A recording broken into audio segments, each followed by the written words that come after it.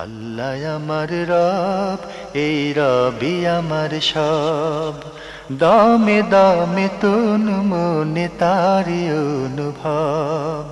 তোমার দুনিয়াতে আমি যেদিকে তাকাই, অথই নিয়ামতে ডুবে আছি সবাই। পাক পাখালির গানে শুনি তসবি কলরব, তসবি কলরব। আল্লাহ আমার রব, এই রবি আমার সব। আসসালামু আলাইকুম প্রিয় দর্শক, আপনারা যারা দেশে আছেন প্রবাসে, সবাইকে জানাই অনেক অনেক প্রীতি ও শুভেচ্ছা। শুরু হলো অ্যান্টিবায় আয়োজিত এবং লাভ হলো নিবেদিত জুমাবারের লাইভ অনুষ্ঠান আপনার জিজ্ঞাসা। আপনাদের সাথে আছি আমি জয়নুল আবেদিন আজাদ। আর আপনাদের মনোজাগা প্রশ্নের জিজ্ঞাসার সরাসরি জবাব দিচ্ছেন বিশিষ্ট আলেম ডক্টর মোহাম্মদ সাইফুল্লাহ। আসসালামু আলাইকুম ওয়া রাহমাতুল্লাহি ওয়া বারাকাতুহু। প্রিয় দর্শক, আমাদের আজকের প্রাসঙ্গিক আলোচনার বিষয় ঈমানের তাৎপর্য। চলুন তাহলে জিজ্ঞাসার আলোকিত ভুবনে। প্রশ্ন নিচ্ছি। আসসালামু আলাইকুম, পরিচয় দিয়ে প্রশ্ন করুন। ওয়ালাইকুম আসসালাম রাহমাতুল্লাহ। আমি মুজাম্মেল হক শরীয়তপুর থেকে বলতেছি। জি ভাইয়া বলুন। হ্যাঁ, আমার প্রথম প্রশ্ন হচ্ছে, বাম হাতে কি তবজি গণতে পারবো কিনা? যেমন আমার যে কোন শরীরে কোথাও কোন স্থানে ব্যথা লাগলে তো যে একটা দোয়া আছে, আউযুবিল্লাহি কুদরাতিহি মিন শাররি মা আজিদু ওয়া উহাজির, এই দোয়াটা এখন আমি ডান হাতে যদি করি, ডান হাতে ধরে, তো বাম হাতে কি ওই তবজিটা 7 বার গুনতে পারবো, বা যে কোনো জিনিসকে আমি বাম হাতে গুনতে পারবো? 1 নম্বর প্রশ্ন। জি হ্যালো। জি জি, আপনাকে শুনতে পাচ্ছি। তারপর 2 নম্বর প্রশ্ন হচ্ছে, আমাকে যে সূরা আর ফাতিহার সাথে কি সূরা মিলানো সকল ধরি, মানে ধরেন মনে করেন আমি কোন সুন্নত নামাজে সূরা মিলালাম না, তাহলে কি আমার নামাজটা হবে? হ্যাঁ, বা ফরজ সালাতে প্রথম 2 রাকাতে সূরা না মিলালাম, শুধুই করলাম, শুধু সূরা ফাতিহা পড়লাম, তাহলে নামাজ হবে? জি। তা একটা প্রশ্ন হচ্ছে, সূরার শুরুতে, মানে একবার সর্বপ্রথম সূরার শুরুতে আউযুবিল্লাহি মিনাশ শাইতানির রাজিম, তারপর তো বিসমিল্লাহির রহমানির রহিম, তা আউযুবিল্লাহ পড়াটা কি প্রথম একবার মানে ওয়াজিব আউযুবিল্লাহ পড়াটা? ধন্যবাদ আপনাকে, আপনি খুব গুরুত্বপূর্ণ প্রশ্ন করেছেন। আপনার প্রথম প্রশ্ন, বাম হাতে কি উনি তাসবিহ গুনতে পারবেন? ধন্যবাদ আপনাকে।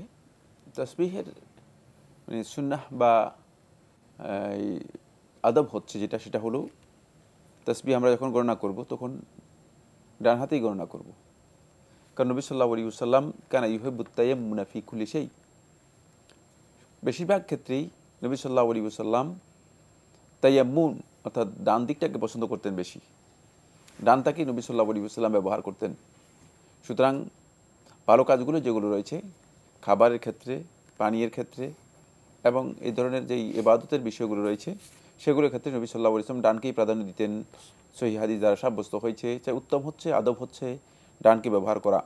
কিন্তু কোনো ওযর কারো যদি থাকে তাহলে তিনি বাম ব্যবহার করতে পারবেন, কারণ বাম হাত মানে ব্যবহার করা গর্হিত ব্যাপারটি এমন নয়। ওজর থাকলে সে ওজরের কারণে তিনি ব্যবহার করতে পারবেন।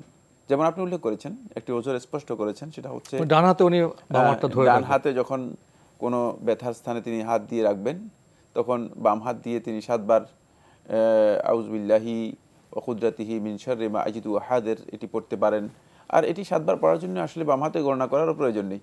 7 বার পড়ার জন্য মানে বড় ধরনের গণনার মেশিন কিনে আনতে হবে আমার মনে হয় এমনটি প্রয়োজন নেই। খুবই সহজ বিষয়।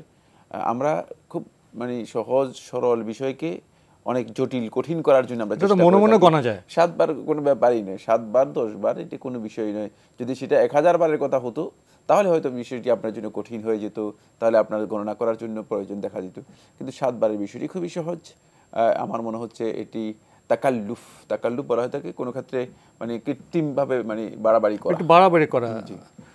আপনার দ্বিতীয় প্রশ্ন, নামাজে কোনো নামাজে সূরা ফাতিহার সাথে অন্য কোনো সূরা না মিলালে কি নামাজ হয়ে যাবে? হ্যাঁ, সলাতের মধ্যে যদি কেউ সূরা ফাতিহার সাথে অন্য কোনো সূরা না মিলান তাহলে তার সলাত হয়ে যাবে। তবে সুন্নাহ হচ্ছে তিনি সূরা ফাতিহার সাথে আরেকটি সূরা মিলিয়ে পড়বেন। নবী সাল্লাল্লাহু আলাইহি ওয়াসাল্লামের সহিহ হাদিস দ্বারা প্রমাণিত হয়েছে, নবী সাল্লাল্লাহু আলাইহি ওয়াসাল্লাম সূরা ফাতিহার সাথে অন্য সূরা মিলিয়ে সলাত আদায় করেছেন। কিন্তু সূরা ফাতিহা যদি পড়েন তাহলে তার সলাত হয়ে যাবে, সেটা ফরজ হোক অথবা সুন্নাত হোক। আপনার শেষ প্রশ্ন, কোনো সূরার শুরুতে আউযুবিল্লাহ এটা পড়াটা কি বাধ্যতামূলক? না, এটি ওয়াজিব নয়, বাধ্যতামূলক নয় আউযুবিল্লাহ পড়া। কিন্তু আমরা যখন মানে সলাতে শুরু করব তখন আউযুবিল্লাহ পড়ার বিষয়টি মানে সলাতের শুরুতে এটি রাসূলুল্লাহ সাল্লাল্লাহু আলাইহি ওয়াসাল্লাম সুন্নাহ দ্বারা সাব্যস্ত হয়েছে। সুতরাং সুন্নাহ বা মুস্তাহাব হচ্ছে আউযুবিল্লাহি মিনাশ শাইতানির রাজিম, তারপরে বিসমিল্লাহ এবং সূরাতুল ফাতিহা পড়া। তবে আপনি কোনো সূরা যখন শুরু করবেন তখন বিসমিল্লাহ সহ শুরু করবেন। সেটা হলো যে সূরার শুরুতে আপনি মানে তেলাওয়াত শুরু করছেন, সেই সূরার ক্ষেত্রে আপনি বিসমিল্লাহ সহ তেলাওয়াত করবেন। এটি একদল উলামায়ে কেরামের মতে সুন্নাহ, আরেকদল উলামায়ে কেরাম যারা বিসমিল্লাহকে ওই সূরার অংশ হিসেবে মনে করে থাকেন, তাদের মতে মানে বিসমিল্লাহ সহ তেলাওয়াত করাটাই হচ্ছে মানে কোরআনে কারীমের পরিপূর্ণ তেলাওয়াত, ওই সূরার পরিপূর্ণ তেলাওয়াত। সুতরাং আপনি যদি একটি আয়াত বাদ দেন তাহলে আপনার জন্য মানে তেলাওয়াত হয়ে যাবে, কিন্তু মানে ওই সূরার পরিপূর্ণ তেলাওয়াত আপনি করলেন না। মানে যেহেতু একদল উলামায়ে কেরাম আহলুত তাহকিকের বক্তব্য হচ্ছে বিসমিল্লাহির রহমানির রহিম প্রত্যেকটি সূরার অংশ, সুতরাং সেক্ষেত্রে আপনাকে বিসমিল্লাহ পড়াটাই হচ্ছে সুন্নাহ। নামাজে যদি কোনো সূরা মাঝখান থেকে পড়া শুরু করেন সেক্ষেত্রে কি শুধু আউযুবিল্লাহ পড়বেন? না, কোনো কিছু পড়বেন না। তিনি মাঝখান থেকে তেলাওয়াতের মধ্যে তিনি তো প্রথমেই বিসমিল্লাহ দিয়ে শুরু করেছেন, সালাতের শুরু হবে তার আউযুবিল্লাহ দিয়েই। সুতরাং তিনি তেলাওয়াত করে যাবেন, আউযুবিল্লাহ পড়ার প্রয়োজন নেই। যদি তিনি পড়েন সেটা পড়তে পারেন, নিষিদ্ধ নয়। কিন্তু যেহেতু তিনি শুরুই করেছেন আউযুবিল্লাহ দিয়েই সালাত শুরু করেছেন, সেক্ষেত্রে তিনি যে কোনো তেলাওয়াত সালাতের মধ্যে পরবর্তী সময় করতে পারবেন। তার জন্য ভিন্ন করে আউযুবিল্লাহি মিনাশ শাইতানির রাজিম অথবা মানে তাআউয করার প্রয়োজন নেই। আমরা জানলাম। প্রিয় দর্শক প্রশ্ন নিচ্ছে। আসসালামু আলাইকুম, পরিচয় দিয়ে প্রশ্ন করুন। আসসালামু আলাইকুম। ওয়ালাইকুম আসসালাম। আমি ইমাম হোসেন বলছিলাম ফেনী থেকে। হ্যাঁ জি ভাইয়া বলুন। জি, আমি বলতে চাচ্ছি স্যার, আমি ইমামের সাথে যদি নামাজ পড়তে যাই মসজিদে, সেক্ষেত্রে নামাজ যদি আমি এক রাকাত কম পাই, ইমাম এক রাকাত পড়ে ফেললো, আমি তাহলে আমি দ্বিতীয় তাশাহুদের সময় আমার প্রথম বৈঠক হলো ইমামের দ্বিতীয়, ওনাদের 2 রাকাত শেষ, আমাদের 1 রাকাত, আমার 1 রাকাত শেষ হলো। আমি উঠার সময় কি দাঁড়ানোর সময় তাশাহুদ করবো? তাশাহুদের সময়? জি, তাশাহুদের বৈঠক থেকে উঠার সময়।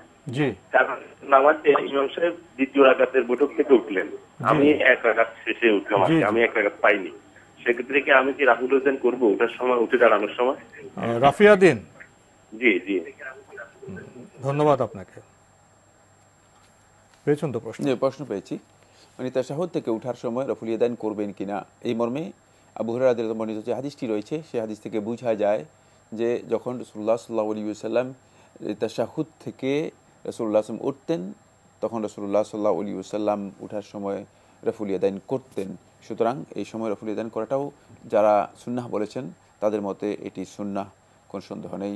রফুল ইয়াদাইন করাটাই হচ্ছে সুন্নাহ। এখানে আমরা জানলাম। প্রিয় দর্শক প্রশ্ন নিচ্ছে। আসসালামু আলাইকুম, পরিচয় দিয়ে প্রশ্ন করুন।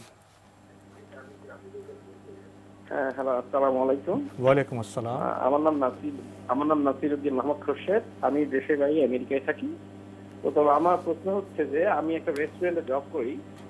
এখন রেস্টুরেন্টের মতো অনেক মানে ওখানে হালাল কিছু দিকে হারাম, মানে পোর্ক জাতীয় আর কি হয় আর কি, শুকুর বা অন্যান্য এখন ওইটা আমার জন্য হালাল হবে কিনা, ওই ইয়েটা ওই মানে স্যালারিটা যে অ্যামাউন্টটা পাই ওটা আমার জন্য হালাল হবে কিনা, ওইটাকে আমি হজ করতে পারবো কিনা ওই টাকা দিয়ে? জি ধন্যবাদ আপনাকে। প্রশ্ন পেয়েছেন? প্রশ্ন পেয়েছি। মানে আপনি যে রেস্টুরেন্টে চাকরি করে থাকেন সেখানে আপনি বলেছেন যে সেখানে সব হারাম মানে খাবার পরিবেশন বা হারাম পানীয় পরিবেশন করা হয়ে থাকে। এই চাকরি আপনার জন্য বৈধ নয়। আপনার জন্য ওয়াজিব হচ্ছে এই চাকরি থেকে যত দ্রুত সম্ভব নিজেকে গুটিয়ে নিয়ে আল্লাহ রাব্বুল আলামিন আপনার জন্য হালাল রিজিকের যেখানে ব্যবস্থা করেছেন সেখানে চলে যাওয়া। আলাম তাকুন আরদুল্লাহি ওয়াসিআতান ফাতুহাজিরু ফিহা।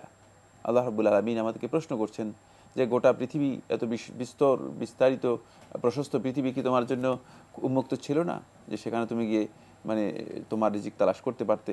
সুতরাং আপনার জন্য এখান থেকে এটাকে বর্জন করা অপরিহার্য, ওয়াজিব। আপনি সর্বোচ্চ চেষ্টা করুন মানে যেখানে হারাম মানে পরিবেশনা রয়েছে অথবা হারাম কাজে সহযোগিতা করার বিষয়টি আপনাকে অবশ্যই পরিহার করতে হবে। আমরা জানলাম। প্রিয় দর্শক, প্রশ্ন নিচ্ছে। আসসালামু আলাইকুম, পরিচয় দিয়ে প্রশ্ন করুন। লাইনে আছেন? হ্যালো। হ্যালো, আমরা আপনাকে শুনতে পাচ্ছি। আপনার পরিচয় দিয়ে প্রশ্ন করুন। হ্যালো হুজুর, আমার 3টা প্রশ্ন হুজুর। বলুন। দয়া করে আমার প্রশ্নগুলি জি শুনবেন। আমার প্রশ্ন হলো, আমি 1 সপ্তাহ যাবৎ আমি 5 ওয়াক্তই আল্লাহর রহমতে 5 ওয়াক্তই নামাজ আদায় করি। আমি কখনো নামাজ মিস করি না। কিন্তু আমি এক সমস্যার পরে 1 সপ্তাহ আমার বাইকে নিয়ে আমি হাসপাতালে ছিলাম। একটা পুরুষ ওয়ার্ড, ঠিক আছে, একটা পুরুষ ওয়ার্ডে আমরা যতটুকু জানতে পারি একটা মহিলার নামাজ নাকি পুরুষের সামনে আদায় হয় না। তখন আমি নিরুপায় হয়ে, চারিপাশে পুরুষ, আমি এক পাশে বসে আমি সালাত আদায় করছি। এখন আমার প্রশ্ন হলো, আমার সালাতটা কি আদায় হচ্ছে না হচ্ছে না? আল্লাহ পাক কি গ্রহণ করছে না করছে না? এভাবে প্রশ্ন আমরা পেয়েছি। আপনার কি আর কোনো প্রশ্ন আছে? হ্যাঁ জি বলুন। আর আমার আরেকটা প্রশ্ন হচ্ছে আসরের নামাজ নিয়ে। আসরের নামাজ 4 রাকাত সুন্নাত, 4 রাকাত ফরজ, এতটুকু জানি। কিন্তু সবাই ফরজটাই আদায় করে, সুন্নত কেউ আদায় করে না। এতে কি কোনো গুনাহ হবে? সুন্নত না করলে না পড়তে হবে। আর দ্বিতীয় প্রশ্ন হচ্ছে যে ওযুর এই যে তাহাজ্জুদ নামাজ নিয়ে অনেকেই বলে আসরের সময় নাকি তাহাজ্জুদ আদায় করা হয় না, কিন্তু পড়লো আল্লাহ পাক গ্রহণ করে না। আসর এবং ফজরে নাকি তাহিয়াতুল পড়তে হয় না। এটা কতটুকু সত্য? আমি এটা জানতে চাই আপনাদের মাধ্যমে। ধন্যবাদ আপনাকে। আপনি খুবই গুরুত্বপূর্ণ প্রশ্ন করেছেন। 1 সপ্তাহ হাসপাতালে ছিলেন, সেখানে পুরুষরাও ছিল, এক পাশে নামাজ পড়েছেন, নামাজটা কি হবে? প্রথম কথা হচ্ছে, আপনি গুরুত্বপূর্ণ একটি জীবন ঘনিষ্ঠ প্রশ্ন করেছেন, যেখানে আপনি উল্লেখ করেছেন যে পুরুষদের সামনে অথবা পুরুষদের আশেপাশে থাকলে সালাত আদায় করলে সালাত হবে না। এই বক্তব্যটি শুদ্ধ নয়। যদি কেউ এই ফতোয়া দিয়ে থাকেন, তিনি আসলেই ভুল ফতোয়া দিয়েছেন, সঠিক নয়। কারণ আপনি বিভিন্ন প্রেক্ষাপটে, বিভিন্ন পরিবেশে আপনাকে যেতেই হবে কোনো না কোনো কারণে। যেমন আপনি হসপিটালে গিয়েছেন, বাধ্যতামূলক বিষয়, সেখান থেকে আপনাকে কোনোভাবেই মানে নিজেকে দূরে রাখার সুযোগ নেই, বাধ্যতামূলক বিষয়। সেক্ষেত্রে আপনি পুরুষের সামনে সালাত আদায় করতে বাধা নেই। আপনি যথাযোগ্য যে পর্দা রয়েছে, সে পর্দার মাধ্যমে যদি আপনি সালাত আদায় করে থাকেন, সেটা পুরুষদের পুরুষ আশেপাশে থাকলেও এতে সালাত হবে না, এতে কোনো অসুবিধা নেই। বাকি এক পাশে গিয়ে সালাত আদায় করেছেন, যদি আপনার পর্দা লঙ্ঘন না হয়ে থাকে এবং সালাতের যেই ওয়াজিব এবং রুকন, সালাতের যে সমস্ত বৈশিষ্ট্য রয়েছে, সেগুলো যদি যথাযথভাবে আদায় করে থাকেন, তাহলে আপনার সালাত ইনশাআল্লাহ তাআলা আদায় হয়ে যাবে। এতে কোনো ধরনের অসুবিধা নেই, সালাত আদায় হয়ে যাবে। মানুষ বিভিন্ন অবস্থার মুখোমুখি হলে সেক্ষেত্রে আল্লাহ সুবহানাহু ওয়া তাআলা ইসলামের বিধানটাকে সহজ করে দেন বান্দাদের জন্য। ইযা যাকাল আমরু ইত্তাসা, যখন কোনো না কোনো কারণে কোনো কঠিন অবস্থার মুখোমুখি মানুষ হয়ে যায়, তখন ইত্তাসা, এটা মানুষকে আল্লাহ তাআলা সহজ করে দেন, বিধানগুলোকে একটু প্রশস্ততা হুকুমের মধ্যে দেওয়া হয়ে থাকে। এক্ষেত্রে আপনার এই কাজটি বৈধ হবে, কোনো সন্দেহ নেই। আপনি আরও জানতে চেয়েছেন, ওনার জানা মতে আসর নামাজ 8 রাকাত, 4 রাকাত ফরজ, 4 রাকাত সুন্নত। এখন অনেকে সুন্নত আদায় করেন না, এতে কি গুনাহ হবে? প্রথম কথা হচ্ছে, আসরের সালাত 8 রাকাত যে বক্তব্য দিয়েছেন, এটাও ভুল। আপনার জানা নেই, এই জন্য হয়তো আপনি ভুল বক্তব্য দিয়েছেন। আসরের সালাত হচ্ছে 4 রাকাত। সালাত, ফরজ সালাতকে বলা হয় থাকে মূলত ওই ওয়াক্তের সালাত, আর বাকি আগে পরে যেগুলো আদায় করা হয় থাকে সেগুলো হচ্ছে সুন্নাহ, সেগুলো সালাত ফরজ সালাতের সাথে সম্পৃক্ত নয়, ফরজ সালাত থেকে সম্পূর্ণ বিচ্ছিন্ন। ফরজ সালাত আসরের হচ্ছে 4 রাকাত, 4 রাকাত আদায় করলেই ফরজ আদায় হয়ে যাবে। যদি কেউ এর আগে 4 রাকাত সুন্নাত আদায় করে থাকেন, এই সুন্নতটি আদায় করাটা তাদের জন্য উত্তম। কেউ কেউ মুস্তাহাব বলেছেন, কেউ কেউ সুন্নাহ বলেছেন, তবে নবী সাল্লাল্লাহু আলাইহি ওয়াসাল্লামের সহিহ হাদিস দ্বারা প্রমাণিত হয়েছে 4 রাকাতের বিষয়টি। 4 রাকাতের ব্যাপারে নবী সাল্লাল্লাহু আলাইহি ওয়াসাল্লামের পক্ষ থেকে সহিহ হাদিস সাব্যস্ত হয়েছে। এক্ষেত্রে যদি কেউ সেটি পড়েন, তাহলে তিনি অবশ্যই এই ফজিলত, এই মর্যাদা পাবেন, এটি উত্তম কাজ। কিন্তু কেউ যদি না পড়েন, তিনি গুনাহগার হবেন না, কারণ এটাকে অধিকাংশ উলামায়ে কেরাম বলেছেন অতিরিক্ত সুন্নাহ। মানে সুন্নাহ আজ-জাওয়ায়েদ, নবী সাল্লাল্লাহু আলাইহি ওয়াসাল্লাম এটাকে কন্টিনিউ করতেন না, নিয়মিত নবী সাল্লাল্লাহু আলাইহি ওয়াসাল্লাম আদায় করতেন না। সুতরাং এক্ষেত্রে যাদের মানে সবচেয়ে বেশি সুবিধা রয়েছে, সুযোগ আছে, তারা পড়াটাই হচ্ছে উত্তম, কোনো সন্দেহ নেই, এবং তারা এই ফজিলত লাভ করবেন যদি কেউ আদায় করে থাকেন। ওনার শেষ প্রশ্ন, তাহিয়াতুল ওযু নামাজ প্রসঙ্গে উনি শুনেছেন আসর এবং ফজরে নাকি পড়তে হয় না। ফজরের আজান হয়ে যাওয়ার পরে যদি কেউ উঠেন এবং তিনি যদি এই অবস্থায় আজান হয়ে যাওয়ার পরে উজু করে থাকেন এবং উজু করার পরে তিনি তাহিয়াতুল উজু এবং ফজরের 2 রাকাত একসাথেই কি করবেন, নিয়ত করে আদায় করবেন। ভিন্ন তাহিয়াতুল উজু আদায় করার প্রয়োজন নেই, একই নিয়তে তিনি দুটি আদায় করতে পারবেন। আর বাকি আসরের সময় তাহিয়াতুল উজু যদি আপনি পড়তে চান পড়া জায়েজ। আপনি যদি অন্য সালাত যেগুলো রয়েছে জোহরের সময় তাহিয়াতুল উজু পড়তে চান ভিন্নভাবেও পড়তে পারেন, কোনো ধরনের অসুবিধা নেই। তবে তাহিয়াতুল উজু কাকে বলা হয় সেটাও ভালো করে জানতে হবে। সেটা হচ্ছে মানে উজু করার পর যে সালাত আদায় করা হয় থাকে এটাকে তাহিয়াতুল উজু বলা হয় থাকে।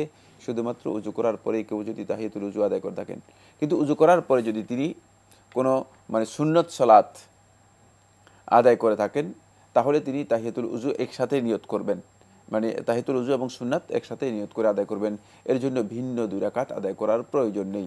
কথাটা বুঝতে পারলাম কিনা? জি, এক নিয়তে আপনি দুটো সওয়াব পেয়ে যাবেন। জি, একই নিয়তে দুটি হয়ে যাবে। আমরা জানলাম ইসলামের সহজ বিষয়গুলো। প্রিয় দর্শক, প্রশ্ন নিচ্ছি। আসসালামু আলাইকুম, পরিচয় দিয়ে প্রশ্ন করুন।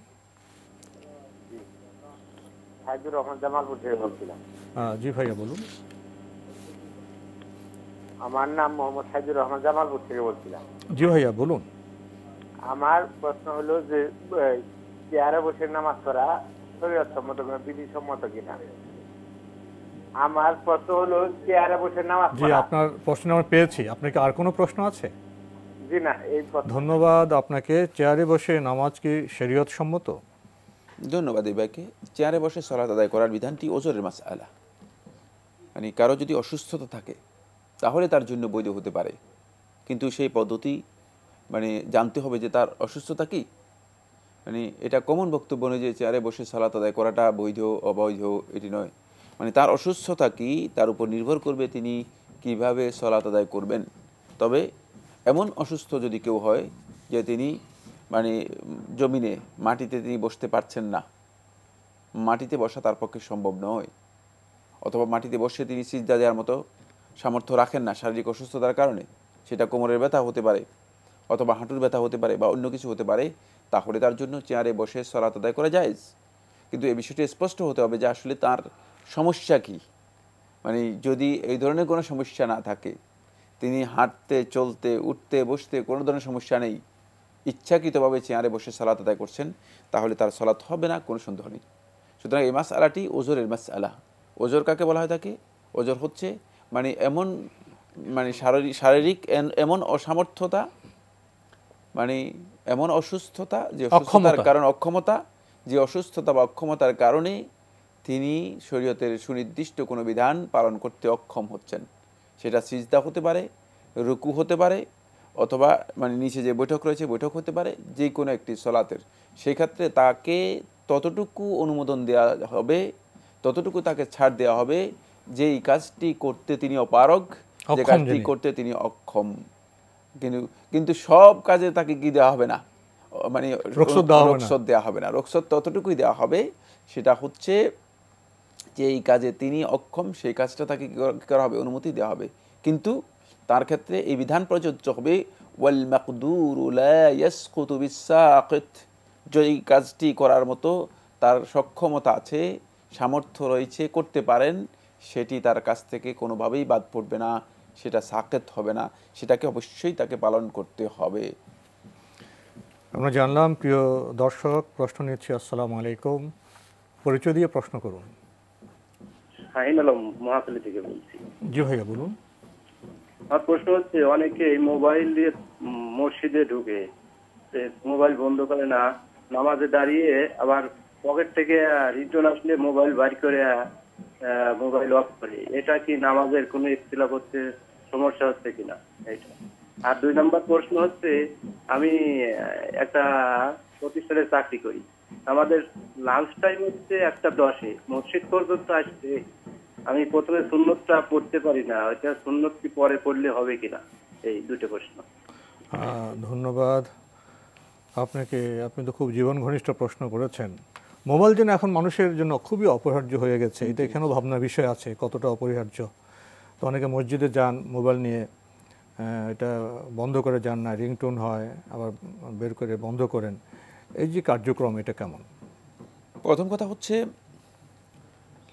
মসজিদে যিনি মোবাইল নিয়ে গেছেন তার জন্য আদব হচ্ছে মোবাইল তিনি অফ করবেন, অথবা মোবাইল এমন একটি মোডে দেবেন যে মোড থেকে মানে কোনোভাবে মোবাইলের আওয়াজ, রিংটোন অন্যদেরকে ডিস্টার্ব না করে, যেমন এরোপ্লেন মোডে দিলে হয়ে যায়। জি, অন্য একটা মোডে নিয়ে যাবেন, যাতে করে মোবাইলের মাধ্যমে অন্যের সলাতের মধ্যে ক্ষতি না হয় থাকে। এতটুকু কাজ করা আমার মনে হয় খুবই সহজ, মানে খুবই সহজ, এবং কোনোভাবেই অসতর্কতা, যদি কেউ মানে অসতর্ক হন তাহলে তার জন্য হয়তো কঠিন হতে পারে, অন্যথায় কঠিন হবার কোনো কারণ নেই। এটা একেবারে সামান্য সতর্কতা যাদের রয়েছে তারা এক সেকেন্ড উনি মিউট করে দিতে পারেন। আর 2 নম্বর যে বিষয়টি সেটা হচ্ছে, যদি কেউ এই কাজটি করেন কিন্তু কোনো না কোনো কারণে ভুলে গিয়েছেন, ভুল হতে পারে, কারণ মানুষের ভুল হতে পারে, কোনো না কোনো কারণে তিনি ভুলে গিয়েছেন, মোবাইলকে মানে ভিন্ন কোনো মোডে দিতে পারেন নাই, অথবা মোবাইল সাইলেন্ট করতে পারেন নাই, সেক্ষেত্রে যখন মোবাইলের রিং আসবে তিনি তার জন্য জায়েজ রয়েছে তিনি মোবাইলটা মানে হাত দিয়ে মানে মোবাইল মানে হয়তো স্টপ করে দিবেন, অথবা সেই রিংটুকু কেটে দিবেন, এটি তার জন্য জায়েজ, এতে তার সলাত নষ্ট হবে না। কারণ হচ্ছে অন্যথায় মোবাইলের রিং যদি নিয়মিত আসতে থাকে তাহলে তিনি সলাতের মনোযোগ তার পরিপূর্ণ নষ্ট হবে, এবং তার পাশে যে সমস্ত মুসল্লি রয়েছে মুসল্লিদেরও সলাতের মনোযোগ নষ্ট হবে। এই জন্য এই যুগের ওলামায়ে কেরামগণ এই বিষয়ে তাহকিক করে তারা মানে এই সিদ্ধান্ত দিয়েছেন, এই ফতোয়া দিয়েছেন। এটা সৌদি আরবের সর্বোচ্চ ওলামা পরিষদের ফতোয়া। সেটা হচ্ছে এই যে যদি কোনো কারণে এমন একটি অবস্থা হয় যে মোবাইলের মানে টোন এসে গিয়েছে, এখন তিনি তার পক্ষে যত সম্ভব মানে হালকা কাজের মাধ্যমে, যেহেতু এটা একটা মানে যে কোনো একটা বাটন চাপ দিয়েই সেটাকে কী করা যায়, বন্ধ করে দেওয়া যায়, সেক্ষেত্রে বাটন চাপ দিয়ে তিনি বন্ধ করে দেবেন। এর মাধ্যমে তিনি নিজেও সলাটটা প্রশান্তির সাথে আদায় করতে পারবেন, আর আশেপাশে যে সমস্ত মুসল্লি রয়েছে মুসল্লিদের প্রশান্তির বিষয় এর সাথে জড়িত।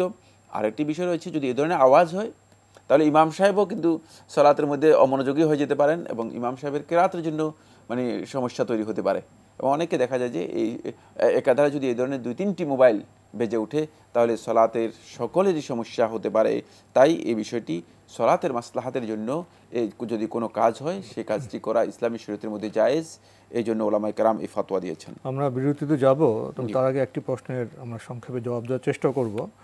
উনি চাকরি করেন লাঞ্চ টাইম 1:10-এ, তো গিয়ে জামাত ধরতে পারেন, সেক্ষেত্রে কি সুন্নত পরে পড়তে পারবেন? হ্যাঁ, আপনি সুন্নত পরে পড়তে পারবেন। মানে ফরজ সালাত আদায় করার পর আপনি যদি সুন্নত পড়তে চান তাহলে আপনার জন্য সেটি জায়েজ রয়েছে, না জায়েজ নয়। আজকের প্রাসঙ্গিক আলোচনার বিষয় ঈমানের তাৎপর্য। ধন্যবাদ। অত্যন্ত গুরুত্বপূর্ণ একটি বিষয়, সেটা হচ্ছে ঈমানের তাৎপর্য। আমরা আসলে আল্লাহর বান্দা মুসলিম ঈমানদার যারা আছি সবাই ঈমান সম্পর্কে কম বেশি জানি, কিন্তু হাকিকাতুল ঈমান, ঈমানের প্রকৃত মিনিং কি, প্রকৃত অর্থ কী, বা ঈমান বলতে কী বোঝায়, সে জিনিসটি অনেকের কাছেই জানা নেই। ফলে দেখা যায় আমাদেরকে যখন মানে ঈমানের যে মৌলিক বিষয়গুলো রয়েছে সেগুলো সম্পর্কে দৃষ্টি আকর্ষণ করা হয়, বলা হয় যে আপনি এই কাজ করেন না, আপনি তো নিজেকে মুমিন দাবি করেন, আপনি মানে নিজে মনে করেন থাকেন আপনি মুমিন, কিন্তু আপনি দেখা যাচ্ছে যে এই আল্লাহ তাআলার বিধানকে লঙ্ঘন করছেন। ফলে তিনি বলেন যে না, আমার ঈমান ঠিক আছে, যদি আমি আমল না করি, কাজটা ভুল হচ্ছে, কাজ ভুল করি, ঈমান তো ঠিক আছে, বিশ্বাস ঠিক আছে, আমার ঈমান ঠিক আছে। অর্থাৎ ঈমানটাকে আমরা মিসইউজ করছি, অথবা ঈমানের যে প্রকৃত ডেফিনেশন রয়েছে বা হাকিকত রয়েছে সেই হাকিকত সম্পর্কে আমাদের মোটেও ধারণা নেই। যদি ধারণা অনেকের ধারণা আল্লাহ রাসূল কিয়ামত বিশ্বাস করলে ঈমান আমার ঠিক আছে, সেই ক্ষেত্রেই আমাদের সবচেয়ে বড় সমস্যা। প্রথম কথা হচ্ছে ঈমানকে আমরা অনেকেই এই অনুবাদ করেছি যে ঈমান বলতে বিশ্বাসকে বোঝায়, এবং আপনি যখনই মানে বিভিন্ন বাংলা ভাষায় যে বইগুলো রয়েছে সেগুলো দেখবেন অধিকাংশ ক্ষেত্রেই বাংলা এবং ইংরেজিতে যাবেন, ইংরেজিতে বিলিভ আর সেটাকে বাংলায় অনুবাদ করা হয়েছে বিশ্বাস, অথচ ঈমান কিন্তু বিশ্বাস নয়। মানে শুধু বিশ্বাস নয়, না শুধু বিশ্বাস নয়, মানে এই বিষয়ে শেখুল ইসলাম ইবনে তাইমিয়া রাহমাতুল্লাহ একটি কিতাবে লিখেছেন। সেই কিতাবের নাম হচ্ছে কিতাবুল ঈমান। শেখুল ইসলাম ইবনে তাইমিয়া রাহমাতুল্লাহ আলাইহি এই বিষয়ে তিনি উল্লেখ করেন, বলেন যে মানে সমগ্র আহলুল লুগা আরবি ভাষাবিদ যারা রয়েছে তাদের বক্তব্যকে একসাথ করে এটি কেউ প্রমাণ করতে পারবে না যে ঈমান বলতে শুধু বিশ্বাসকে বোঝানো হয়েছে। বিশ্বাসের একটি সাইড ঈমানের মধ্যে রয়েছে, কোনো সন্দেহ নেই, কিন্তু ঈমানের প্রথম দিক অথবা না ঈমানের অর্থই বিশ্বাস নয়। ঈমানের অর্থ হচ্ছে মানে যেটা সেটা হলো হুয়াল ইতিরাফু মাআল ইযআন।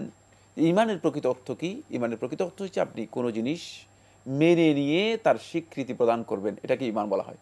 কোনো বিষয় সম্পর্কে মেনে নিয়ে স্বীকৃতি প্রদান করা, এটা হচ্ছে ঈমানের শাব্দিক অর্থ। সুতরাং যারা আজকে ঈমানের বিশ্বাস অর্থ করছেন, যেমন আমরা যদি বিশ্বাসের মধ্যে সেটাকে সীমাবদ্ধ করি, কোনো ব্যক্তি যদি শুধুমাত্র গোপনে গোপনে বিশ্বাস করে যে আল্লাহ এক রয়েছেন, অথচ তিনি আল্লাহ রাব্বুল আলামিনের বিধানের সামান্যতম কোনো কিছু মেনে নেন নাই, সামান্যতম কোনো কাজ তিনি নিজের জীবনে বাস্তবায়ন করেন নাই, তাকে দুনিয়ার কোনো পরিভাষায় আসলে সত্যিকার অর্থে ঈমানদার বলা হবে না। এটা ঈমানের মানে ঈমানের সংখ্যার মধ্যে তিনি আসবেন না। এই কারণে ইমাম বুখারী রাহিমাহুল্লাহ তাআলা যখন তিনি ঈমানের পরিচয় মানে তুলে ধরেছেন কিতাবুল ঈমানের মধ্যে, তিনি এই কথা বলেছেন, আল ঈমানু হুয়া কাউলুন ওয়া আমালুন ওয়া ইয়াজিদু ওয়া ইয়ানকুস। এটা হলো ইমাম বুখারী রাহমাতুল্লাহ সংজ্ঞা, ঈমানের যে সংজ্ঞা দিয়েছেন সেই ঈমানের সংজ্ঞার মধ্যে তিনি বলেন ঈমান হচ্ছে কাউলুন, মুখের স্বীকৃতি। অবশ্যই আপনি যা অন্তরে মানে মেনে নিয়েছেন, স্বীকৃতি তো তখনই দেবেন আপনি যখন আপনি মেনে নেবেন, মেনে না নিয়ে স্বীকৃতি দিতে পারবেন না। এই জন্য অন্তরের বিষয়টি প্রথমেই আসবে, স্বীকৃতির পরে আপনি সেটাকে মানে মুখে কি করবেন, প্রকাশ করবেন, তারপরে ওয়া আমালুন, এবং যেই মানে আপনি যেই বিষয় স্বীকৃতি দিয়েছেন সেই স্বীকৃতিকে আপনি কাজে পরিণত করবেন। মানে কোনোভাবেই আপনার কথার সাথে কাজের অমিল থাকতে পারবে না, কাজ আপনি সেটাকে কাজের মাধ্যমে বাস্তবায়ন করবেন। তারপরে যেটা সেটা হলো এরপরে একটা মৌলিক আহলুস সুন্নাত ওয়াল জামাতের বিশ্বাস, সেটা হলো ঈমান মানে তার মৌলিক দাবিগুলো যদি বান্দা পূরণ করে থাকে, সেক্ষেত্রে মানে ঈমানের বিষয়টি কখনো বৃদ্ধি পাবে যখন সে মানে মৌলিক যে দাবিগুলো আছে সেগুলো পূরণ করবে, অয়ানকুস, আর যদি এই মৌলিক দাবিগুলো থেকে সে মানে দূরে থাকে, বিচ্যুত হয়, তাহলে তার ঈমান আস্তে আস্তে দুর্বল হয়ে যাবে, এক পর্যায়ে একেবারে শেষও হয়ে যেতে পারে। সুতরাং এখান থেকে বোঝা যাচ্ছে যে ঈমান এমন একটি বিষয় যে বিষয়টি বৃদ্ধিও পেতে পারে, আবার কি হতে পারে, কমেও যেতে পারে, কমে গিয়ে এমন এক পর্যায়ে চলে যেতে পারে যে পর্যায়ে গিয়ে দেখা যাবে যে সে হয়তো ঈমান থেকে পরিপূর্ণ মুক্ত হয়ে গিয়েছে। তাহলে আমাদের সমাজে আমাদের একটা ধারণা এরকম, একবার তো কলমা পড়েছি, আনার পরে কলমা পড়েছি, ঈমান এনেছি, ঈমান আর যাবে না, আর যাবে না। আপনি তো বলছেন যে ঈমান আমলের মাধ্যমে কমতেও পারে, বাড়তে পারে এবং একবারে চলে যেতেও পারে, চলেও যেতে পারে। এবং তো সতর্ক থাকা প্রয়োজন। জি, অবশ্যই সতর্ক থাকার বিষয়টি অপরিহার্য, এখানে কোনো সন্দেহ নেই। ফলে জি, আমরা পরে আলাপ করি বিষয়ে, ইনশাআল্লাহ আমরা আরো জানার চেষ্টা করব। প্রিয় দর্শক, আমরা প্রশ্ন নিচ্ছি। আসসালামু আলাইকুম, পরিচয় দিয়ে প্রশ্ন করুন। আসসালামু আলাইকুম, আমি গাজীপুর থেকে বলছি। ওয়ালাইকুম আসসালাম, জি বলুন। যে আমি একটা বিষয়ে কথা বলবো আর সেটার উপরে প্রশ্নটা করব। আমার বিষয়টা হচ্ছে বন্ধ্যাত্ব, যে আমাদের সমাজে, আমাদের দেশে বা আমাদের বিশ্বে সব জায়গায় বন্ধ্যাত্ব নিয়ে অনেক সমস্যা। বিশেষ করে আমাদের মেয়েদেরকে এগুলো বেশি সাফার করতে হয়, আর এগুলো নিয়ে সমাজের বা পরিবারের মানুষ নানান সময়ে নানান কথা বলে। আপনার বিষয়টা আমরা উপলব্ধি করেছি, আপনার সুনির্দিষ্ট প্রশ্নটি কি? সুনির্দিষ্ট প্রশ্ন হচ্ছে এই যে কটূক্তি নিয়ে যে কথা বলে। জি, কটূক্তি, হ্যাঁ কটূক্তি, যে নানান একটা ইশারা ইঙ্গিতে খোঁটা দেয়, এটা সেটা কথা বলে, এই যে যারা বলে এই বলাটার মধ্যে কোনো গুনাহ আছে কিনা। আর দ্বিতীয় প্রশ্ন হচ্ছে যে হাজবেন্ডকে, অনেক আমাদের সমাজে এখন অপশন আছে, হাজবেন্ডের একাধিক বিয়ে করতে পারবে। এখন এই যে বিয়ে করার জন্য হাজবেন্ডকে চাপও দেয়, বা হাজবেন্ডও বিয়ে করতে চায় বা চাচ্ছে, তখন এই যে বিয়ে করা মানে তো আল্লাহর প্রতি বিশ্বাসটা সরে আসা, যে তার দ্বারাই আর হবে না বাচ্চা, সেজন্য সে আর একটা বিয়ে করবে। তো এই যে আল্লাহর প্রতি বিশ্বাসটা যে সরে আসা, এটা আমার ধারণা, আমি জানি না এটা কতটা সঠিক। তো এই যে সরে আসাটা, এটাতে কোনো গুনাহ আছে কিনা বা এটা কোনো গুনাহ হচ্ছে কিনা। আর তৃতীয় প্রশ্ন হচ্ছে যে এখন স্ত্রী তো চাইবে না এতদিন দীর্ঘদিন একটা সংসার হয়, দাম্পত্য জীবনের অনেকগুলো সময়, অনেকগুলো কষ্ট, সংসার জীবনে সবাই এখানে কষ্ট করে, এটা আপনারাও জানেন। এখন এত কিছু করার পরে সে তো হাজবেন্ডকে চাইবে না তার অন্য কারোর সাথে শেয়ার করতে। এগুলো তো মেনে নেওয়া যায় না, বা তারও তো একটা নির্দিষ্ট বয়স হয়, তখন সেই বয়সে কোথায় গিয়ে দাঁড়াবে, তার কার উপর বোঝা হবে, কার উপর তার একটা পরিচয়টা কি থাকবে, মানে এই সব কিছু মিলে তো স্ত্রী দিতে চায় না হাজবেন্ডকে বিয়ে দিতে। আপনার বিষয়গুলো গুনাহ হচ্ছে আমাদের কাছে পরিষ্কার হয়েছে। আপনি খুবই গুরুত্বপূর্ণ বিষয়ে প্রশ্ন করেছেন, এটার জন্য আসলে ভিন্ন একটা আলোচনার প্রয়োজন ছিল। আমরা সংক্ষেপে চেষ্টা করব এই বিষয়টি নিয়ে কথা বলতে। প্রথমে যে বন্ধ্যত্ব সমস্যা হলে যে আমাদের বন্ধে কটূক্তি করা হয়, খোঁটা দেয়, এটা কি কোনো গুনার কাজ? ধন্যবাদ, খুবই গুরুত্বপূর্ণ একটি জীবন ঘনিষ্ঠ প্রশ্ন করেছেন। প্রথম কথা হচ্ছে, বন্ধাত্ব কারো ব্যক্তিগত অর্জন নয়, এটা ব্যক্তিগত দোষ নয়। তিনি তার ব্যক্তিগতভাবে এই কাজটি করেছেন, ব্যাপারটি এমন নয়। এটা তার এমন কোনো বিষয় নয় যে তিনি ইকতেসাবি অর্জন করেছেন, অ্যাচিভ করেছেন। বরং আল্লাহ রাব্বুল আলামিন কাকে কিভাবে আল্লাহ সুবহানাহু ওয়া তাআলা কি দেবেন সেটা আল্লাহ রাব্বুল আলামিনের ফয়সালার মধ্যে অন্তর্ভুক্ত। তাই যদি কারো এই ধরনের অবস্থা তৈরি হয়ে থাকে, তাকে অবশ্যই ধৈর্য ধারণ করতে হবে এবং তার এই বিষয়টি নিয়ে কটাক্ষ করা, উপহাস করা, কেউ তাকে এই বিষয় নিয়ে আঘাত দেয়া, এটি বড় ধরনের কবিরা গুনাহ। কবিরা গুনাহ, অবশ্যই কবিরা গুনাহ। কারণ হচ্ছে যারা এই কটাক্ষ করছেন তারা আল্লাহ রাব্বুল আলামিনের ফয়সালা, আল্লাহ রাব্বুল আলামিনের যে সিদ্ধান্ত, আল্লাহ রাব্বুল আলামিন নির্ধারণী যেটি রয়েছে সেই নির্ধারণের বিপক্ষে অবস্থান নিচ্ছেন। সুতরাং সেক্ষেত্রে তাদের উচিত হচ্ছে, ওয়াজিব হচ্ছে সেটা হলো এই ধরনের কটূক্তি না করা। তারা অবশ্যই গুনাহগার হবেন যদি কেউ এই ধরনের কটূক্তি করে থাকেন। আর যিনি এই ধরনের কোনো একটা অবস্থার শিকার হয়েছেন, তাকে অবশ্যই আল্লাহ রাব্বুল আলামিনের কাছে প্রত্যাবর্তন করে ধৈর্য ধারণ করতে হবে। তিনি অধৈর্য হলে চলবে না, আল্লাহ রাব্বুল আলামিনের প্রতি ব্লেম করলে চলবে না। তিনি এটাও বিশ্বাস করতে হবে যে এর মধ্যে তার জন্য আল্লাহ সুবহানাহু ওয়া তাআলা এমন কল্যাণ রেখেছেন যে কল্যাণ সম্পর্কে তিনি জানেন না। এটা তার জন্য সবচেয়ে বড় কল্যাণের বিষয়। যদি তিনি এটা বুঝতে পারেন, তাহলে অবশ্যই তিনি আল্লাহ রাব্বুল আলামিনের সিদ্ধান্তকে নিজের জন্য কল্যাণকর মনে করবেন এবং এটাকে খুব সানন্দে, একেবারে প্রশান্ত চিত্তে এটাকে মেনে নিতে পারবেন, ধৈর্য ধরতে সক্ষম হবেন, ধৈর্য ধরতে পারবেন। আর ধৈর্য না ধরাই হচ্ছে সেখানে তিনি নিজে মানসিকভাবে একটি প্রহসনে ভুগবেন। আর মানসিক এই প্রহসনে ভুগলে তিনি নিজে অন্যকে অস্থির করে তুলবেন, আবার অন্যরাও তাকে অস্থির করে তুলবে। ফলে এই ধরনের একটা পরিবেশ তৈরি হবে, যে পরিবেশের কথা আপনি ইতিপূর্বে উল্লেখ করেছেন।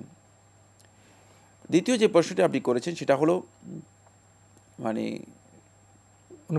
একটা ভুল কথা বলেছেন বা ভুল বক্তব্য দিয়েছেন। সেটা হলো, কেউ যদি দ্বিতীয় বিয়ে করেন বা অন্যত্র বিয়ে করেন বন্ধ্যত্বের কারণে যদি দ্বিতীয় বিয়ে করে থাকেন, সেটা আল্লাহর বিধান থেকে বা আল্লাহর প্রতি বিশ্বাস থেকে তিনি সরে গিয়েছেন না, এই বক্তব্য পুরাই গলত। কারণ চিকিৎসা, তাহলে আমরা আল্লাহর যদি আমরা চিকিৎসা গ্রহণ করে থাকি, তাহলে আল্লাহর প্রতি কি আমাদের বিশ্বাস হারিয়ে গিয়েছে এটা মনে করব না। বাস্তবসম্মত ব্যবস্থা গ্রহণ করা, এটা আল্লাহর বিধান, এটা সুন্নাতুল্লাহি ফিল আরদ। এই গোটা পৃথিবীর মধ্যে আল্লাহ তাআলার কিছু সুন্নাত রয়েছে। সুন্নাতের মধ্যে একটি হচ্ছে, যদি এই ধরনের কোনো কিছু প্রমাণিত হয়, তাহলে সেক্ষেত্রে আল্লাহ রাব্বুল আলামিন অল্টারনেট দিয়েছেন, সুযোগ দিয়েছেন। এজন্য তার জন্য জায়েজ রয়েছে তিনি বিয়ে করবেন। বিয়ে করার অর্থ এই নয় যে তিনি আল্লাহর হুকুম থেকে বা আল্লাহর উপর বিশ্বাস থেকে তিনি সরে এসেছেন। এই কথা ভুল বক্তব্য। আপনি এই বক্তব্য, এক্সট্রিম বক্তব্য দেওয়ার কারণেই আপনার মধ্যে এটা বড় ধরনের জটিলতা তৈরি করেছে। এই জটিলতা তৈরি করেছে এই জন্য যে আপনি এর মধ্যে এক্সট্রিম একটা সিদ্ধান্তে পৌঁছে গিয়েছেন, যেটা আল্লাহর বিধান থেকে সরে যাওয়া হচ্ছে না। আল্লাহর বিধান থেকে সরে যাওয়ার এখানে কিছুই নেই, কারণ এটা একটা ভিন্ন একটা ব্যবস্থাপনা। আল্লাহ সুবহানাহু ওয়া তাআলা মানুষদেরকে বিভিন্নভাবে উপার্জনের জন্য, অর্জনের জন্য আল্লাহ রাব্বুল আলামিন পথ ও পদ্ধতি জানিয়ে দিয়েছেন। সেখানে একটা পদ্ধতি হচ্ছে, তিনি তার জন্য জায়েজ রয়েছে, তিনি আরও বিয়ে করতে পারবেন। এক্ষেত্রে স্ত্রীর জন্য উচিত হচ্ছে সেটা হলো, তার স্বামীকে অনুমতি দিয়ে, তারই অনুমতির মাধ্যমে এবং তারই সহযোগিতায় তাকে যদি বিয়ের ব্যবস্থা করে দেওয়া যায়, এটা সবচেয়ে উত্তম। সেক্ষেত্রে তিনি শেয়ার করাটা তার জন্য কঠিন হয়ে যাবে। তাহলে বোঝা গেল যে তিনি আসলেই দাম্পত্য জীবনের প্রকৃত বিষয়টিও বুঝেননি এবং স্বামীর হকের বিষয়টিও তার কাছে স্পষ্ট হয়নি। স্বামীর হকের বিষয়গুলো খুবই গুরুত্বপূর্ণ বিষয়। সেক্ষেত্রে যদি হতে পারে যে তার অন্য কোনো সন্তান থাকে, সেই সন্তান তাকে হয়তো সহযোগিতা করতে পারে, তার স্বামীর সন্তান হয়তো জীবনের একটি পর্যায়ে গিয়ে তাকে সহযোগিতা করতে পারে। এর অসংখ্য উদাহরণ আমাদের কাছে রয়েছে। যদি আমাদের হাতে সময় থাকতো তাহলে আমি একটি কথা মানে তুলে ধরতে পারতাম, কিন্তু সেটা আমাদের হাতে সময় নেই।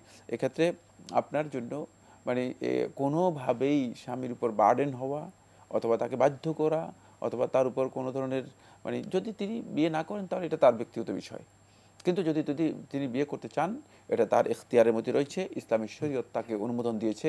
সুতরাং কোনো অনুমোদিত বিষয়ে তার উপর চাপ সৃষ্টি করা এটা শরিয়া লঙ্ঘন ছাড়া আর কিছুই নয়।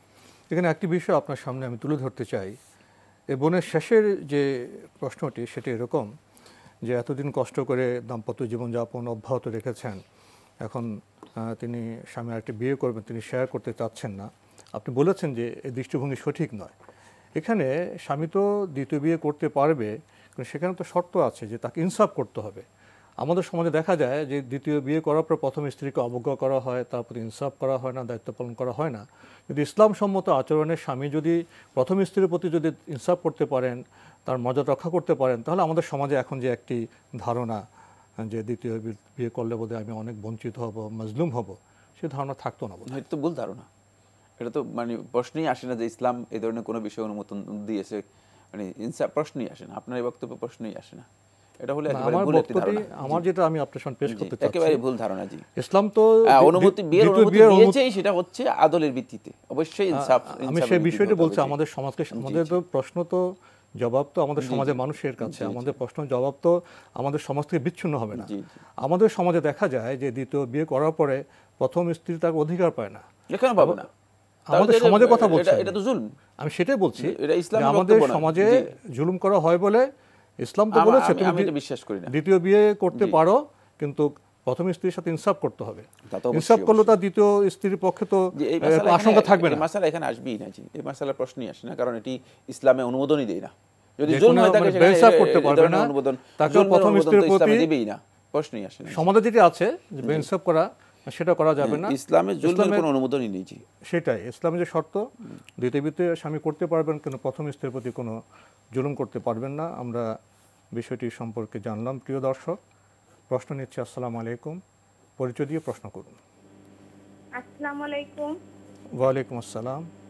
আমি ইসলামপুর থেকে বলছি, আমার নাম মারজান সুলতানা। জি বলুন।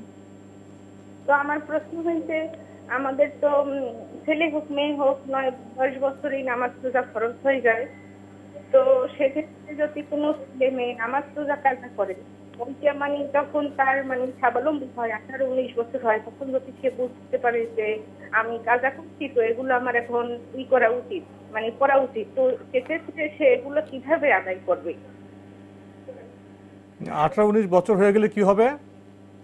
মানে সে যদি বুঝতে পারে যে আমি পিছনে এগুলো কাজা করছি, তো আমি এখন এগুলো আর কি আমি এখন আদায় করব, তো সে কাজাগুলো কিভাবে আদায় করবে? ধন্যবাদ আপনাকে। ওনার প্রশ্ন হলো, উনি জেনেছেন যে 10 বছর বয়সে ছেলে হোক মেয়ে হোক নামাজ রোজা তার উপর ফরজ, তিনি করেননি। 18-19 বছরে উপলব্ধি হলো যে আমি ভুল করেছি, এখন সেগুলো কিভাবে কাজা করবে? না, আপনি যদি ইচ্ছাকৃতভাবে সালাত অথবা সিয়াম নষ্ট করে থাকেন, তাহলে আপনি আল্লাহ রাব্বুল আলামিনের কাছে তওবা করবেন এবং আপনি বেশি বেশি করে নফল সিয়াম অথবা সালাত আদায় করবেন। এগুলো আপনাকে আদায় করতে হবে, কারণ আপনি ইচ্ছাকৃতভাবে এগুলো বর্জন করেছেন এবং এগুলো বর্জন করাটা আপনার বড় ধরনের অন্যায় ছিল, অপরাধ ছিল। আপনার সেক্ষেত্রে তওবা করবেন আল্লাহ রাব্বুল আলামিনের কাছে এবং বেশি পরিমাণে নফল সালাত এবং নফল সিয়াম আদায় করবেন। এগুলো ভিন্ন করে কাজা করার বিধান নেই। ইচ্ছাকৃত কোনো ফরজ নষ্ট করা মানে এর জন্য ভিন্ন কোনো কাজার বিধান ইসলামী শরীয়তের মধ্যে নেই। তাহলে উনি তওবা করবেন, ক্ষমা চাইবেন, তওবা করবেন আল্লাহ রাব্বুল আলামিনের কাছে এবং এর পরবর্তী সময় তিনি অধিক পরিমাণে নফল সিয়াম, নফল যথাসম্ভব নফল সিয়াম, নফল সালাত আদায় করবেন। আমরা জানলাম। প্রিয় দর্শক, প্রশ্ন নিচ্ছি। আসসালামু আলাইকুম, পরিচয় দিয়ে প্রশ্ন করুন। আসসালামু আলাইকুম। ওয়ালাইকুম আসসালাম। আমি গাজীপুর থেকে আব্দুল সাত্তার বলছিলাম। জি ভাইয়া বলুন। এই মাগরিবের নামাজের যে 3 রাকাত ফরজ, 2 রাকাত নামাজ যখন পড়ি আমরা সূরা ফাতিহার সাথে অন্য একটা সূরা মিলাই, তৃতীয় রাকাতে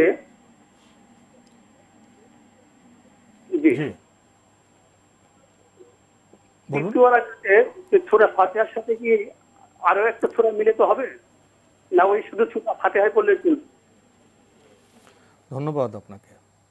পেয়েছেন তো প্রশ্ন? জি, প্রশ্ন পেয়েছি। না, তৃতীয় রাকাতে সূরা ফাতিহার সাথে অন্য সূরা মিলানোর প্রয়োজন নেই, বরং রাসূলুল্লাহ সাল্লাল্লাহু আলাইহি ওয়াসাল্লামের আমল দ্বারা সাব্যস্ত হয়েছে। নবী সাল্লাল্লাহু আলাইহি ওয়াসাল্লাম শেষ মানে 2 রাকাতে নবী সাল্লাল্লাহু আলাইহি ওয়াসাল্লাম অন্য সূরা মিলাতেন না, মর্মে সাহাবায়ে কেরাম বর্ণনা করেছেন।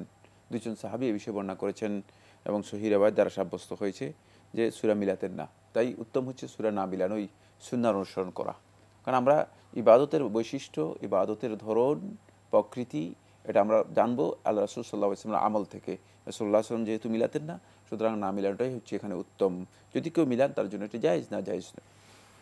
আমরা জানলাম। প্রিয় দর্শক, প্রশ্ন নিচ্ছি। আসসালামু আলাইকুম, পরিচয় দিয়ে প্রশ্ন করুন। লাইনে আছেন? ওয়ালাইকুম আসসালাম। জি জি, আসসালামু আলাইকুম। ওয়ালাইকুম আমি আসসালাম। আজাদ বলছিলাম চট্টগ্রাম থেকে। জি ভাইয়া বলুন। আচ্ছা, জোহরের যে 4 রাকাত সুন্নত আছে এবং জুমার পরে 4 রাকাত যে বাদল জুমা আছে সুন্নাহ, এগুলো কি 2 রাকাত করে পড়বো না শুধু একবারই 4 রাকাত পড়বো? ধন্যবাদ আপনাকে। পেয়েছেন তো প্রশ্ন? জি, প্রশ্ন পেয়েছি। উত্তম হচ্ছে 2 রাকাত করে পড়া। যেহেতু রাসূলুল্লাহ সাল্লাল্লাহু আলাইহি ওয়াসাল্লাম মানে নফল বা সুন্নাত সালাতগুলোর ব্যাপারে একটা নির্দেশনা দিয়েছেন, সালাতুল লাইলি ওয়ান নাহারি মাসনা মাসনা, মানে নফল নামাজগুলো রাত্র অথবা দিনে হোক, এগুলোকে 2 রাকাত করে পড়া হচ্ছে নবী সাল্লাল্লাহু আলাইহি ওয়াসাল্লামের বিধান, বা নবী সাল্লাল্লাহু আলাইহি ওয়াসাল্লাম এটাকে পছন্দ করতেন। 2 রাকাত করে পড়া হচ্ছে উত্তম। যদি কেউ 4 রাকাত একসাথে পড়েন সেটাও তার জন্য জায়েজ, তিনি পড়তে পারবেন। আমরা জানলাম। প্রিয় দর্শক, প্রশ্ন নিচ্ছি। আসসালামু আলাইকুম, পরিচয় দিয়ে প্রশ্ন করুন। লাইনে আছেন? জি, আপনার পরিচয় দিয়ে প্রশ্ন করুন। আমি শামীম ফেনী থেকে বলছি। জি ভাইয়া বলুন। আমার প্রশ্ন হচ্ছে কিছু কিছু জামাতের সময় ইমাম সাহেব উচ্চস্বরে ফাতিহা সহ অন্য সূরা পড়ে, আবার অনেক সময় চুপে চুপে পড়ে। কিন্তু চুপে চুপে যখন পড়ে তখন মুসাল্লি কি ওই ফাতিহা সহ অন্য সূরাগুলো পড়তে হবে? ধন্যবাদ আপনাকে। পেয়েছেন তো প্রশ্ন? যে প্রশ্ন পেয়েছি। না, শুধুমাত্র মুসল্লি চুপে চুপে যে সালাতগুলো পড়ে থাকে তিনি সূরা ফাতিহা পড়তে পারবেন, অন্য কোনো সূরা পড়ার প্রয়োজন নেই। তিনি শুধুমাত্র সূরাতুল ফাতিহা পড়তে পারবেন। সূরাতুল ফাতিহা হচ্ছে সালাতের রুকন। রাসূলুল্লাহ সাল্লাল্লাহু আলাইহি ওয়াসাল্লাম হাদিসে মধ্যে ইরশাদ করেছেন, লা সালাতা লিমান লাম ইয়াকরা বিফাতিহাতিল কিতাব, যে সূরা ফাতিহা পড়লে না তার সালাতই হবে না। তাই সূরাতুল ফাতিহা মানে মুসল্লি ইমাম সাহেবের সাথে আদায় করতে পারবেন এবং তিনি পড়বেন। ইমানের তাৎপর্যের উপর আমরা প্রথমে একটি বিষয় আলোচনা করেছি। দ্বিতীয় যে পয়েন্টটি আলোচনা করব সেটা হচ্ছে আহলুস সুন্নাত ওয়াল জামায়াতের উলামায়ে কেরামের ঐক্যমত এটি সাব্যস্ত হয়েছে। ইমাম বাগাবী রাহমাতুল্লাহ শারহুস সুন্নাহর মধ্যে তার কিতাবের মধ্যে উল্লেখ করেন যে সমস্ত আহলুস সুন্নাত ওয়াল জামায়াতের উলামায়ে কেরামের ঐক্যমতে এই বক্তব্য সাব্যস্ত হয়েছে ঈমান এবং আমল একটি আরেকটির পরিপূরক। মানে আমলবিহীন ঈমানের অস্তিত্ব সেটি হচ্ছে মানে গাছবিহীন ফলের অস্তিত্বের মতো। ওটা কাগজে ঈমান। হ্যাঁ, কাগজে ঈমান।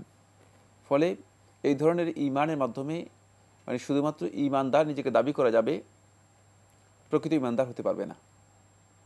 ফলে তাদেরকে আল্লাহ সুবহানাহু ওয়া তাআলা মানে তারা ঈমানের কথা বলেছেন, কিন্তু ঈমানের কথা আল্লাহ রাব্বুল আলামিন স্বীকৃতি দেননি। আমরা দেখি কোরআন কারীমে সূরাতুল বাকারার শুরুতেই আল্লাহ সুবহানাহু ওয়া তাআলা যখন মুনাফিকদের পরিচয় করে দিয়েছেন তখন বলেছেন আল্লাহ রাব্বুল আলামিন, ওয়াইজা কিলা লাহুম আমিনু কামা আমানান নাসু, যখন তাদেরকে বলা হয় লোকেরা যেভাবে ঈমান এনেছে ঠিক সেভাবেই তোমরা ঈমান আনো, তোমাদের মন মতো তোমাদের খাহেশ মতো ঈমান এর ঘোষণা দিলে চলবে না। ওতে এমনও বলা হয়েছে হ্যাঁ ঈমানদাররা তোমরা ঈমান আনো, ঈমানদাররা তোমরা ঈমান আনো, কিন্তু সেই মানে মানুষ যেভাবে ঈমান এনেছে সেভাবেই ঈমান আনো। কারণ সাহাবায়ে কেরাম যেভাবে উদাহরণ পেশ করা হয়েছে, জি হ্যাঁ, মানে সাহাবায়ে কেরাম যেভাবে ঈমান এনেছেন সেভাবেই আমাদের ঈমান আনতে হবে। সেই ঈমানের মানে মৌলিক দাবিগুলো অবশ্যই সেখানে থাকতে হবে। যদি না থাকে তাহলে তাদের বক্তব্য কি, ক্বালু আমান্না বিল্লাহি ওয়া বিল ইয়াউমিল আখির, তারা বলতেছিল যে আমরা আল্লাহর প্রতি ঈমান এনেছি, ওয়া বিল ইয়াউমিল আখির, এবং আখিরাতের প্রতি ঈমান এনেছি। আল্লাহ তাআলা বলতেছেন ওয়া মা হুম বিমুমিনিন, তারা ঈমানদার নয়।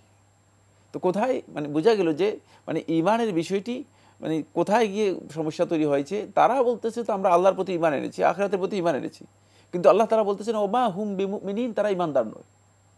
কারণ কি? কারণ হচ্ছে সূরাতুল হুজুরাতের 14 নম্বর আয়াতের মধ্যে এই বিষয়টি আল্লাহ সুবহানাহু ওয়া তাআলা আরো খোলাসা করে দিলেন। কিভাবে খোলাসা করলেন? আল্লাহ তাআলা বলেন ওয়ালাম্মা ইয়াদখুলুল ঈমানু ফি কুলুবিকুম, এখন পর্যন্ত ঈমানটা তোমাদের অন্তরের মধ্যে প্রবেশ করে নাই, অর্থাৎ মুখ পর্যন্ত রয়ে গিয়েছে, কলবে নেই, না ভিতরের দিকে ঢুকে নাই, ওই মুখ পর্যন্ত রয়ে গিয়েছে। তোমরা যে বলেছো আমান্না বিল্লাহি ওয়া বিল ইয়াউমিল আখির, যে আমরা আল্লাহর প্রতি ঈমান এনেছি এবং আখিরাতের প্রতি ঈমান এনেছি, এটা শুধুমাত্র তোমাদের মুখের মধ্যে রয়ে গিয়েছে, তোমাদের অন্তরে এখনো প্রবেশ করে নাই। তাই যদি ঈমান সত্যিকার কারো অন্তরের মধ্যে প্রবেশ করে থাকে, তাহলে তিনি ঈমানের মুক্তাদা, যেটা ঈমানের যে কাদিয়া রয়েছে, মানে ঈমানের যে দাবি রয়েছে, সেই দাবিগুলো পূরণ করবেন। এজন্য রাসূলুল্লাহ সাল্লাল্লাহু আলাইহি ওয়াসাল্লাম আমরা দেখতে পাই, আল্লাহ নবী সাল্লাল্লাহু আলাইহি ওয়াসাল্লাম যখন ঈমানের এক্সপ্লেইন করেছেন, নবী সাল্লাল্লাহু আলাইহি ওয়াসাল্লাম এই কথা বলেন নাই যে মানে ঈমান বলতে বিশ্বাসকে বোঝায়। নবী সাল্লাল্লাহু আলাইহি ওয়াসাল্লাম সহিহ বুখারী ও মুসলিম হাদিসের মধ্যে বলেন আল ঈমানু বিদউন ওয়া সাবউনা শু'বাহ, ঈমানের 70-এর অধিক শাখা প্রশাখা রয়েছে।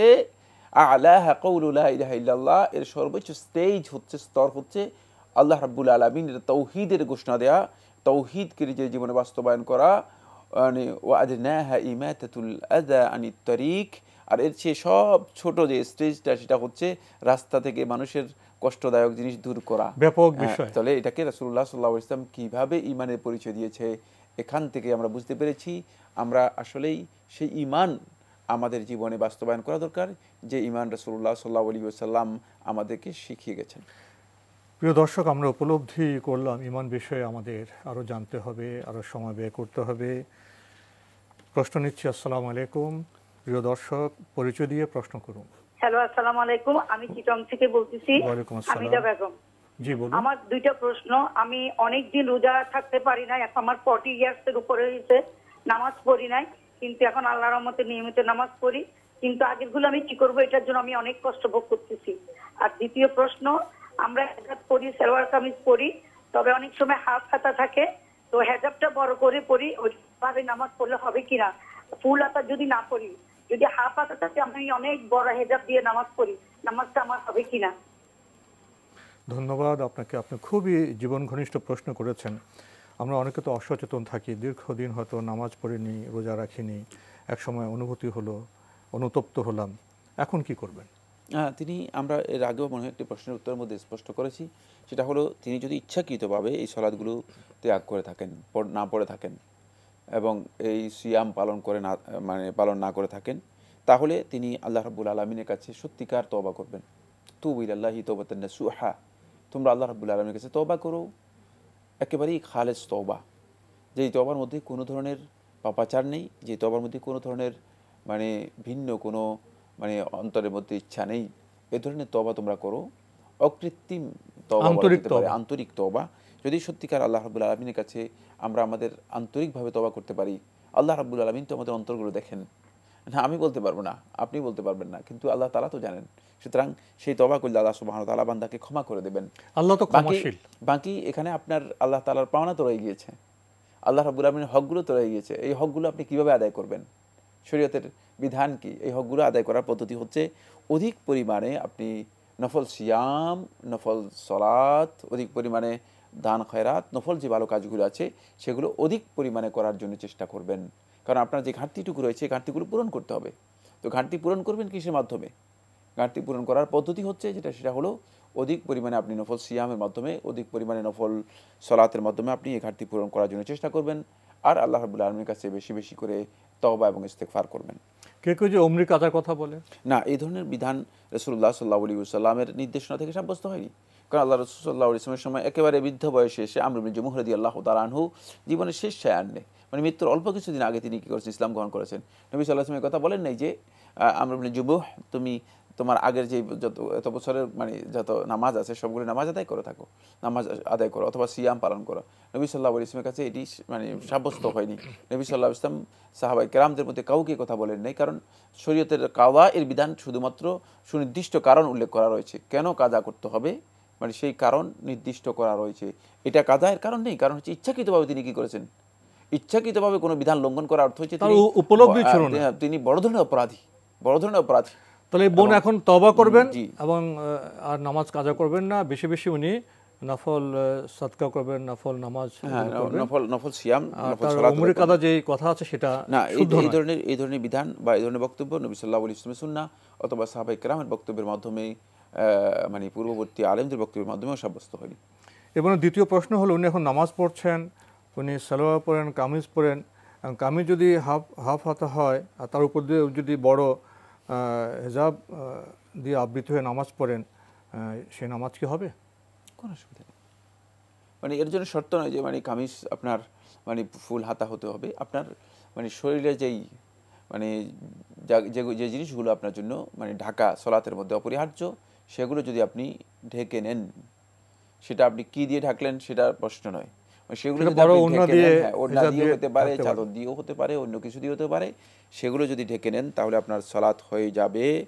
এর জন্য শর্ত নয় যে কামিজ এই ধরনের হতে হবে, পায়জামা এই ধরনের হতে হবে। মানে এখানে উদ্দেশ্য সেটা পায়জামা কামিজ, উদ্দেশ্য হচ্ছে মানে যেটা সতর, যেটা ঢাকা দরকার, যেটা আবৃত রাখা দরকার, সেটা আবৃত রাখবেন। আমরা খুবই গুরুত্বপূর্ণ বিষয়ে অবগত হলাম। প্রিয় দর্শক, প্রশ্ন নিচ্ছি। আসসালামু আলাইকুম, পরিচয় দিয়ে প্রশ্ন করুন। আসসালামু আলাইকুম। ওয়ালাইকুম আসসালাম। আমি ফজলুর রহমান, ঢাকা থেকে। জি ভাইয়া বলুন। আমি একটা বিষয় জানতে চাচ্ছি, সেটা হলে যে আমাদের যে দাড়ি রাখি, দাড়ি রাখার পরে দাড়ি হাত লাগলে বা চিরুনি দিয়ে হাত চাইলে দাড়িটা কিছু অংশ উঠা যায়, ছিঁড়া যায় বা উঠা যায়, এই অংশটা কি করবো? এটা আসলে আমার জানা খুব দরকার। দাড়ি ছিঁড়ে যায়, তাই না? ধন্যবাদ আপনাকে। দাড়ি তো রাখেন, আচরণের সময় কিছু ছিঁড়ে যায়, পড়ে যায়, কি করবেন এই দাড়ি নিয়ে? ধন্যবাদ, এই ভাইকে গুরুত্বপূর্ণ প্রশ্ন করেছেন। না, দাড়ি নিয়ে আপনার আর কোথাও যেতে হবে না, এ নিয়ে আপনার অস্থিরতারও কোনো কারণ নেই। যদি কোনো কারণে ছিঁড়ে যায়, পড়ে যায়, তাহলে সেটা আপনি ডাস্টবিনে ফেলে দিলেই যথেষ্ট হয়ে যাবে। কারণ এটা হচ্ছে শরীরের অতিরিক্ত অংশ, মানে যেমন এর কোনো প্রয়োজন নেই।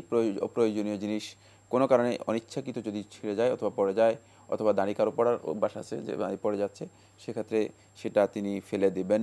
এর জন্য বিশেষ কিছু করণীয় নেই। জি, বিষয়টি খুবই সহজ, আমরা জানলাম। প্রিয় দর্শক, প্রশ্ন নিচ্ছি। আসসালামু আলাইকুম, পরিচয় দিয়ে প্রশ্ন করুন। ওয়ালাইকুম আসসালাম। আমি শিউলি, নারায়ণগঞ্জ থেকে বলছি। জি বলুন।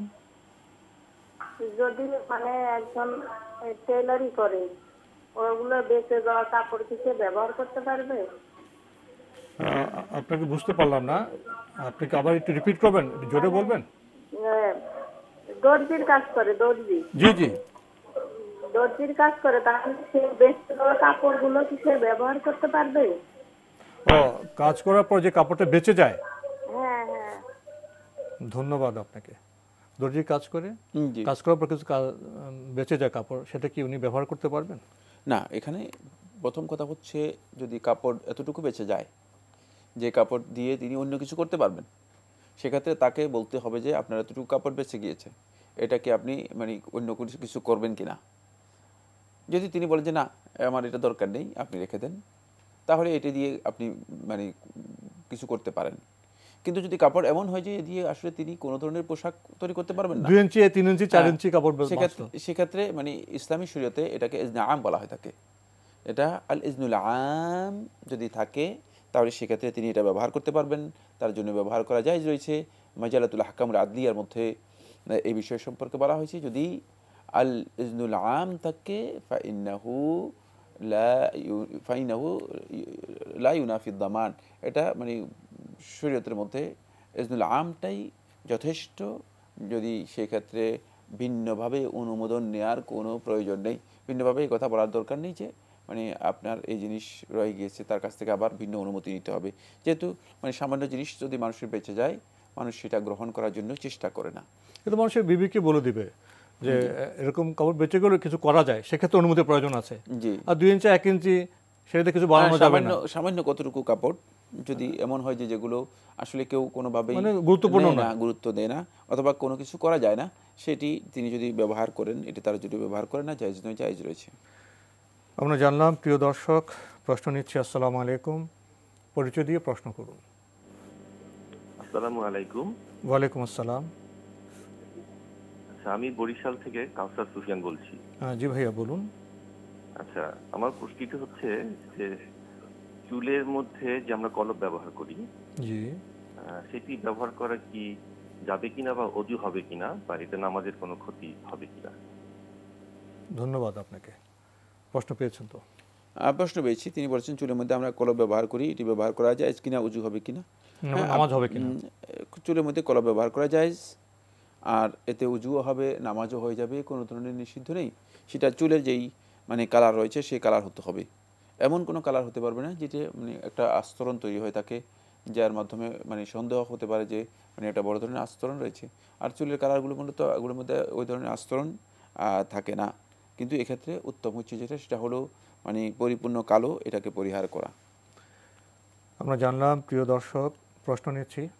আসসালামু আলাইকুম, পরিচয় দিয়ে প্রশ্ন করুন। আসসালামু আলাইকুম। ওয়ালাইকুম আসসালাম। আমি ঢাকার মিরপুর থেকে সিরাজ বলছিলাম। বলুন। জি, আমার 3টি প্রশ্ন ছিল। জি। আমার প্রথম প্রশ্ন হলো, পুরুষদের তো নামাজ পড়তে হলে পায়ে টাকনুর উপরে কাপড় রেখে, অর্থাৎ টাকনু না ঢেকে নামাজ পড়তে হয়।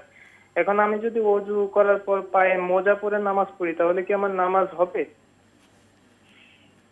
জি। আমার দ্বিতীয় প্রশ্ন হলো, আমি 10ম শ্রেণীতে পড়ি। এখন আগামী 3 তারিখ থেকে আমাদের এসএসসি পরীক্ষা শুরু। এই জন্য আমাদের গত 25 জানুয়ারি তারিখে একটি মিলাদের ব্যবস্থা করেছিলেন। তো এই মিলাদে পরীক্ষার্থীদের মঙ্গল কামনার জন্য, দোয়া করার জন্য আর কি একটি মিলাদের ব্যবস্থা করা হয়েছিল। তো এই মিলাদ দেওয়াটা কি ঠিক হয়েছে কিনা? জি। আমার তৃতীয় প্রশ্ন হলো, নামাজ পড়ার জন্য আমি যদি সূরা ফাতিহার যে কোনো 2টি সূরা 2 রাকাতে নির্দিষ্ট করে নিয়ে সারা জীবন আদায় করতে থাকি, তাহলে কি আমার নামাজ ঠিক হবে কিনা? অর্থাৎ আমি যদি সূরা কি বা প্রতি ওয়াক্তে আমার চেঞ্জ করতে হবে কিনা, নাকি একই সূরা দিয়ে সারা জীবন নামাজ পড়লে হবে? ধন্যবাদ আপনাকে। আপনি খুবই চমৎকার প্রশ্ন করেছেন। ওনার প্রথম প্রশ্ন, পুরুষদের তো টাকনুর উপরে কাপড় পরতে হবে, এখন ওযু করার পর যদি মোজা পরে নামাজ পড়েন, সে নামাজ হবে কিনা? মোজা পরার অর্থ এই নয় যে মানে টাকনু ডাকতে হবে। টাকনুর সাথে মোজা তো কোনো সেই মাসালা সম্পর্ক নেই। না, ওনার প্রথম মাসালা শুদ্ধ নয়, মানে টাকনু ডাকতে হবে এটা নয়। সেটা হচ্ছে যদি কেউ এমন গাউন পরেন, অথবা এমন পাঞ্জাবি পরেন, অথবা এমন পায়জামা পরেন যেটা টাকনুর নিচে পর্যন্ত উপর থেকে চলে গিয়েছে, এটি হারাম। টাকনুর নিচে কাপড় পরা হারাম। টাকনু ডাকতে হবে না, এই বক্তব্য শুদ্ধ নয়। কারণ টাকনু মোজা দিয়ে আপনি ডাকতে পারেন। মোজা যদি আপনি পরেন টাকনুর উপর পর্যন্ত, তাহলে এটা আপনার জন্য জায়েজ রয়েছে, এতে কোনো ধরনের অসুবিধা নেই। মোজা পরা জায়েজ, এবং টাকনুর উপর পর্যন্ত আপনি মোজা পরতে পারেন। আপনি প্রয়োজন হলে মোজা একেবারে শীত মানে যে সমস্ত শীত প্রধান দেশ যেগুলো আছে সেগুলোর মধ্যে অনেকে মোজা পরে থাকেন, একেবারে টাকনু নয়, বড় গিরা পর্যন্ত, হাঁটুর উপরে চলে যায়, হাঁটুর উপর পর্যন্ত চলে যায়, হাঁটু পর্যন্ত চলে যায়। সুতরাং এক্ষেত্রে এটি জায়েজ। এখানে উদ্দেশ্য কি? উদ্দেশ্য হচ্ছে মানে কাপড়, মানে টাকনুর ঢাকা, মানে নিজের পায়জামা অথবা শেরওয়াল অথবা লুঙ্গি অথবা পাঞ্জাবি এর মাধ্যমে উপর থেকে নিয়ে টাকনুর নিচ পর্যন্ত ঝুলিয়ে দেয়া, মানে এই বিধানটাকে ইসলামী শরীয়তের মধ্যে হারাম করা হয়েছে। এটাকে ইসলামী শরীয়তে পুরুষদের জন্য হারাম করা হয়েছে, এটাকে ইসবাল বলা হয় থাকে। এই ইসবাল ইসলামী শরীয়তের মধ্যে হারাম। এর অর্থ এই নয় যে টাকনু ঢাকা যাবে না, টাকনু ঢাকা ইসলামী শরীয়তের মধ্যে জায়েজ। কিন্তু টাকনু মোজা দিয়ে ঢাকা যায়, টাকনু মোজা দিয়ে হতে পারে, জুতা দিয়ে হতে পারে, তারপরে মানে বিভিন্ন ধরনের পোশাকের মাধ্যমেও হতে পারে। সেটা নিচের থেকে যদি ঢাকেন কোনো অসুবিধা নেই, কিন্তু উপর থেকে এই ধরনের পোশাক মানে ঝুলিয়ে দেয়া জায়েজ নেই, এটাই হচ্ছে হারাম। আমরা জানলাম। প্রিয় দর্শক, আমাদের এই ভাই আরও জানতে চেয়েছেন, এসএসসি পরীক্ষায় ভালো করার জন্য দোয়ার আয়োজন করা হয়েছে, মিলাদ পড়া হয়েছে, এই কাজটি কি ঠিক হয়েছে? না, এই পদ্ধতিটা শুদ্ধ নয়। এই পদ্ধতিটা আমাদের গতানুগতিক পদ্ধতিতে করা হয়েছে, ট্রেডিশনাল সিস্টেমে চলে যাওয়া হয়েছে। এসএসসি পরীক্ষার জন্য লোকদেরকে মানে দোয়ার জন্য বলা যেতে পারে, আত্মীয় স্বজনদেরকে দোয়ার জন্য বলা যেতে পারে, কিন্তু মানে এর জন্য মিলাদের আয়োজন করবে অথবা এর জন্য মানে একটা মানে আনুষ্ঠানিকতার প্রয়োজন রয়েছে না, আনুষ্ঠানিকতার কোনো প্রয়োজন নেই। এইসব আনুষ্ঠানিকতা মূলত অনেকটা লৌকিক, আর লৌকিকতা ইসলামে আনুষ্ঠানিকতা লৌকিকতা ইসলামে খুব বেশি গ্রহণযোগ্য বিষয় নয়। ইসলাম ইবাদতের ক্ষেত্রে মৌলিক যে বিধান সেটা হচ্ছে ইবাদতের ক্ষেত্রে ব্যক্তিগতভাবে আল্লাহর বান্দাগণ আল্লাহ তাআলার সাথে নিজেদের সম্পর্ককে বৃদ্ধি করবে, এটি যত বেশি গুরুত্ব দিয়ে থাকে, লৌকিকতাকে অনেক অনেক বেশি ইসলাম মানে গুরুত্বহীন করেছে। লৌকিকতা এমন এক পর্যায়ে চলে যায়, কখনো কখনো এটা ইসলামের শরীয়তের মধ্যে শিরকের পর্যায়ে চলে যেতে পারে। সুতরাং এই কাজটি যথার্থ নয়, সঠিক নয়। আমাদের হাতে সময় একেবারে কম, তবুও শেষ প্রশ্নটি, উনি যদি নামাজ পড়েন ফাতিহার সাথে 2টি সূরা নির্দিষ্ট করে সারা জীবন পড়তে পারবেন? হ্যাঁ, সারা জীবন পড়তে পারবেন, কিন্তু সেই সালাতটা মেশিনারি সালাত হয়ে যাবে, যান্ত্রিক সালাত হয়ে যাবে। এই ধরনের মেশিনারি সালাত আপনি 2টি সূরা মুখস্থ করবেন কেন? আপনি আরও কিছু সূরা মুখস্থ করলে আপনার সালাতের মনোযোগ বৃদ্ধি পাবে, অন্যথায় সালাতটা পুরোটাই আপনি মনোযোগহীন হয়ে যাবে। শুধুমাত্র 2টি সূরা মানে আপনার মুখস্থ থাকার কারণে আপনি সালাতের মধ্যে পড়ে যাবেন, মানে মনে হবে যেন সালাতের কোনো ধরনের মানে রূহ প্রাণ সালাতের মধ্যে থাকবে না, মনোযোগ আন্তরিকতা এই সালাতের মধ্যে থাকবে না।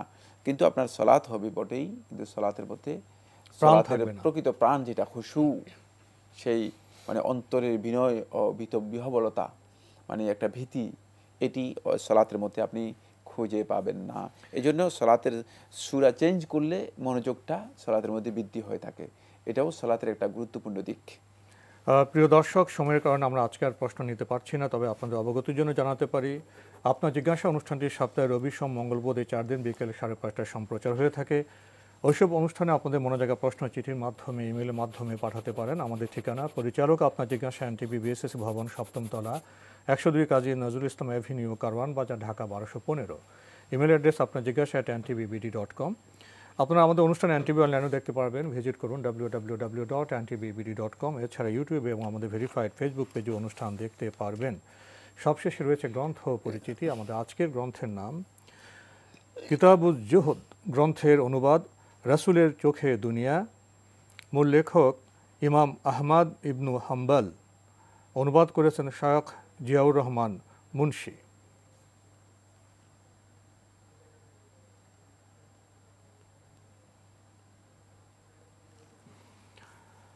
রাসূলের চোখে দুনিয়া এই গ্রন্থটি প্রকাশ করেছে মাকতাবাতুল বায়ান।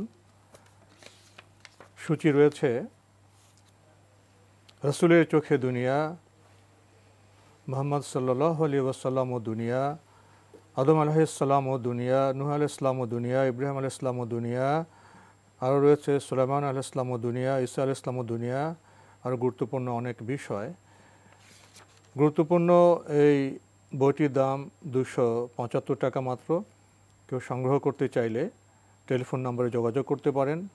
Telephone number 01700743464।